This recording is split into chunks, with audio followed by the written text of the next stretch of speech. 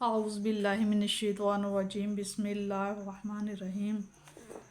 کل آپ فرما دیجئے، لو اگر شاء اللہ، اگر چاہتا اللہ تعالیٰ، ما تلوتہ، تو میں نہ پڑھتا، نہ تلاوت کرتا ہوں اسے، علیکم تم پر، والا اور نہ ادراکم بھی، اور نہ ہی وہ آگاہ کرتا تمہیں اس سے۔ فاپس قد ہے، لبستو، میں تو گزار چکا ہوں، فیکم تم میں، عمرن، ایک عمر کا حصہ، من قبل ہی، اس سے پہلے۔ آپ فرما دیجئے اگر چاہتا اللہ تعالیٰ تو میں نہ پڑھتا اسے تم پر، اور نہ ہی وہ آگاہ کرتا تمہیں اس سے۔ میں تو گزار چکا ہوں تمہارے درمیان عمر کا ایک حصہ اس سے پہلے۔ افلا تعقلون، کیا تم اتنا بھی نہیں جانتے، عقل رکھتے؟ فمن، پس جو کوئی، ازلمو، پس کون ہے جو زیادہ ظالم ہے، ممن افترا، جس نے افطرا باندھا، جھوٹ باندھا، علی اللہ، اللہ پر، کاذباً، جھوٹا۔ پس کون زیادہ ظالم ہے اس سے جو افطرا باندھے اللہ تعالیٰ پر جھوٹا، او یا کذبا، یا جھٹلائے، بھی آیات ہی، اس کی آیات کو، اللہ تعالیٰ کی آیتوں کو جھٹلائے، انہ، بے شک وہ، لا نہیں، یفلح، فلاح پائے گا، کامیاب ہوگا، مجرمون، ایسا مجرم۔ وَيَعْبُدُونَ، اور عبادت کرتے ہیں، من دون اللہ، اللہ کے سوا، ما، جو، لا نہیں، یضرہم، جو انہیں نقصان، ما جو، لا نہیں، یضرہم، نہ انہیں وہ نقصان پہنچا سکتے ہیں، وا اور لا نہ، ینفعہم، اور نہ انہیں نفع دے سکتے ہیں۔ وَيَقُولُونَ، اور وہ کہتے ہیں، ہؤلاء، یہ ہیں، شفعاؤنا، جو ہماری سفارش کریں گے، عند اللہ، اللہ کے پاس، یہ وہ ہیں جو ہمارے اللہ کے پاس شفاعت کریں گے۔ کل، آپ صلی اللہ علیہ وسلم فرمائیے، اتنبئون اللہ، کیا تم آگاہ کرتے ہو اللہ تعالیٰ کو، بما، جو، لا نہیں، یعلم، جو جانتا، کیا تم، آپ فرمائیے کیا تم آگاہ کرتے ہو اللہ تعالیٰ کو اس بات سے کہ وہ نہیں جانتا، فی السماوات، آسمانوں کو، ولا فی الارض، اور نہ زمین کو، بے شک اللہ تعالیٰ ہر چیز کو جانتا ہے۔ سبحانہ، وہ پاک ہے، وتعالی، وہ بلند و بالا ہے، اما، جو، یشرکون، جو یہ شرک کرتے ہیں۔ وما، اور نہیں، کانا ہے، الناس، لوگوں کے لیے نہیں ہے، الا، مگر، امتن، امت ہے، واحداتن، مگر ایک ہی امت ہے، اور نہیں تھے یہ لوگ ابتدا میں، مگر تھے تو ایک ہی امت تھے۔ فاختلفوا، پھر اپنی کجروی سے باہم اختلاف کرنے لگے، ولولا، اور کیوں نہ، کلمات، وہ بات ہو جاتی پوری، سبقت، پہلے سے، اگر، من ربک، آپ کے رب نے پہلے سے یہ بات نہ کی ہو، طے نہ کی ہوئی ہوتی، لا، ضرور، قضی، فیصلہ کر دیا جاتا، بینہم، ان کے درمیان، فیما، اس کے بارے میں، فیہ یختلفون، جس سے وہ اختلاف کرتے ہیں اس کے بارے میں ضرور فیصلہ کر دیا جاتا۔ وَيَقُولُونَ، اور کہتے ہیں یہ لوگ، لولا، کیوں نہ، انزلا، نازل کی گئی، علیہ، ان پر، آیات، من ربہ، ان کے رب کی طرف سے، اور کہتے ہیں کیوں نہ نازل کی گئی ان پر کوئی آیت ان کے رب کی طرف سے۔ فقل، آپ صلی اللہ علیہ وسلم فرما دیجئے، انما، بے شک، غیب للہ، غیب کی باتیں، للہ، اللہ ہی کے لیے ہیں، فانتظروا، پس آپ انتظار کرو، انی، بے شک میں بھی، معکم، تمہارے ساتھ، من المنتظرین، انتظار کرنے والوں میں سے ہوں، میں بھی تمہارے ساتھ انتظار کروں گا۔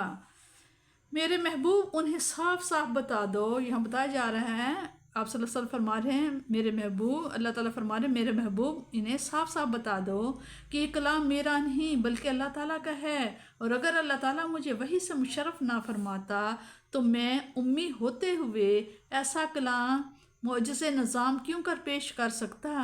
ذرا سوچو تو، میں 40 سال کا عرصہ دراز تمہارے درمیان گزار چکا ہوں، کیا میں نے پہلے بھی کبھی ایسی بات کہی تھی؟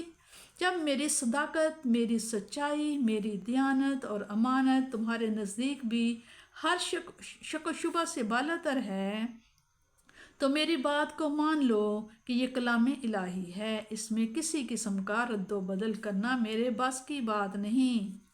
گناہ طرح طرح کے ہیں، کوئی چھوٹا کوئی بڑا، لیکن اس سے بڑا اور کوئی گناہ نہیں کہ قصبہ بیانی سے کام لیتے ہوئے کوئی شخص کسی کلام کو اللہ کی طرف منسوب کر دے۔ تم میرے دامن کی پاکی اور اخلاق کی بلندی اور سیرت کی پختگی کے عینی شاہد ہو۔ کیا تم باور کر سکتے ہو کہ جو شخص اتنا عرصہ چھوٹے چھوٹے گناہ سے بھی اپنا دامن بچاتا رہا ہو، وہ اچانک ایسے گناہ کے ارتکاب کی جرات کرے جس سے بڑا اور کوئی گناہ نہیں؟ نیز یہ بھی یاد رکھو کہ جس طرح کسی بات کو ناحق اللہ تعالیٰ کی طرف منسوب کرنا ظلم عظیم ہے، اسی طرح اس کے نازل فرمائے ہوئے قرآن کا انکار بھی ظلم عظیم ہے۔ اگر میں اللہ تعالیٰ کی طرف غلط بات منسوب کروں تو میں مجرم، اور اگر تم اللہ تعالیٰ کی بات کا انکار کرو تو تم مجرم۔ قرآن کریم میں ترمیم و اصلاح کا مشورہ دینے والے دانشوروں کی دانشمندی کی کلی کھولی جا رہی ہے کہ ایسے بدھو ہیں کہ مٹی اور پتھر کے بے جان مجسموں کو اپنا معبود مسجود بنائے ہوئے ہیں، اور اتنا بھی نہیں سمجھتے کہ پتھر کا روڑا جو کل تک زمین پر پڑا ہوا تھا وہ کسی صنم تراش کے ہتھوڑے کی چند ضربوں سے کیوں کر خدائی کی مسند پر برجمان ہو کر ان کا حاجت روا بن گیا۔ یہ بت جو کسی نفع و نقصان کی قدرت نہیں رکھتے، ان کی عبادت کرنا کیا اشرف انسانی کی توہین نہیں؟ ان بتوں کے متعلق ان کا عقیدہ تھا کہ وہ ان کی شفاعت کریں گے اور انہیں عذاب الہی سے بچا لیں گے۔ یہ بھی ان کی نادانی تھی۔ شفیع تو وہ ہوگا جسے بارگاہ رب العزت سے شفاعت کرنے کی اجازت مرحمت ہوگی۔ ان کی تو شفیع بنایا ہی نہیں گیا، ان کی کیا مجال کہ اس بارگاہ عزت و جلال میں زبان تک بھی ہلا سکیں۔ بتوں کے متعلق ان کے دونوں عقیدے بیہودہ اور لغو ہیں۔ چاہیے تو یہ تھا کہ جب انہوں نے حق کو قبول کرنے سے انکار کیا اور انسانی وحدت کو کفر و الحاد کے فساد انگیز نظریات و عقائد سے پارا پارا کر دیا تو فوراً انہیں صفحہ ہستی سے حرف غلط کی طرح مٹا دیا جاتا، لیکن قدرت اتنی زود گیر اور تنگ مزاج نہیں، وہ انسان کو سوچنے سمجھنے اور سنبھلنے کے لیے کافی مہلت دیتی ہے اور طرح طرح سے اسے خواب غفلت سے جھنجھوڑتی ہے۔ وہ نزول عذاب کے لیے بڑی بے چینی کا اظہار کر رہے ہیں، لیکن اللہ تعالیٰ اپنے محبوب صلی اللہ تعالیٰ علیہ وسلم کو ارشاد فرماتے ہیں کہ انہیں آگاہ کر دیں کہ ان امور کا تعلق مشیت الہی سے ہے۔ جب اس کی حکمت کا تقاضا ہوگا تو ان پر عذاب نازل کر دیا جائے گا۔